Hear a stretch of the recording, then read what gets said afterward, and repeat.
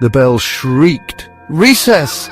Laughter echoed through the hallway as students stampeded out. Only a few remained in the classroom, including you and your best friend, Billy. You glanced at the old clock ticking ominously on the wall above the classroom door. "Let's get out of here," Billy muttered, a strange chill running down his spine. He always felt uneasy in this room. You shrugged, not understanding his sudden discomfort. "Why? We have plenty of time before the bell rings." Before Billy could explain, a gust of cold wind slammed the classroom door shut with a loud bang. You both jumped, your hearts pounding in your chests. The room felt different now, colder. "Did you hear that?" you whispered, your voice trembling. Billy nodded, his eyes wide with fear. He pointed to the chalkboard. Scrawled across it in eerie white chalk were the words, "Leave now while you still can." A shiver ran down your spine. You had heard the whispers about this classroom, the stories about its dark past. They said a teacher had disappeared from this very room many years ago, vanishing without a trace. The air grew heavy, making it hard to breathe. The lights flickered ominously, casting distorted shadows on the walls. You felt a cold presence in the room with you, watching, waiting. "This isn't funny, Billy," you said, trying to mask your fear. But deep down, you knew this was no joke. Something was terribly wrong. Suddenly, the desks began to shake, rattling against the floor. Books tumbled from their shelves, crashing to the ground. The once familiar classroom had transformed into a nightmare right before your eyes.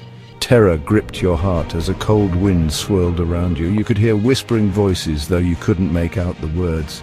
It felt like the room itself was alive, and it was angry. You and Billy clung to each other, paralyzed with fear.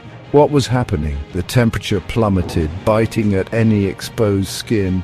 You wrapped your arms around yourself, trying to stay warm, but it was no use. The room was in chaos, and you were trapped. Section 4. Trapped. "We have to get out of here," Billy screamed, finally breaking free from his terror. He ran towards the door, but it wouldn't budge. It was as if an invisible force was holding it shut. Panic surged through you as you joined Billy at the door, both of you pulling with all your might. But the door remained firmly closed. You glanced back at the chalkboard. The message had changed. Now it read, "You're mine now." A blood-curdling scream escaped your lips as a shadowy figure began to emerge from the corner of the room. It was tall and skeletal, with long, sharp fingers that scraped against the floor as it moved.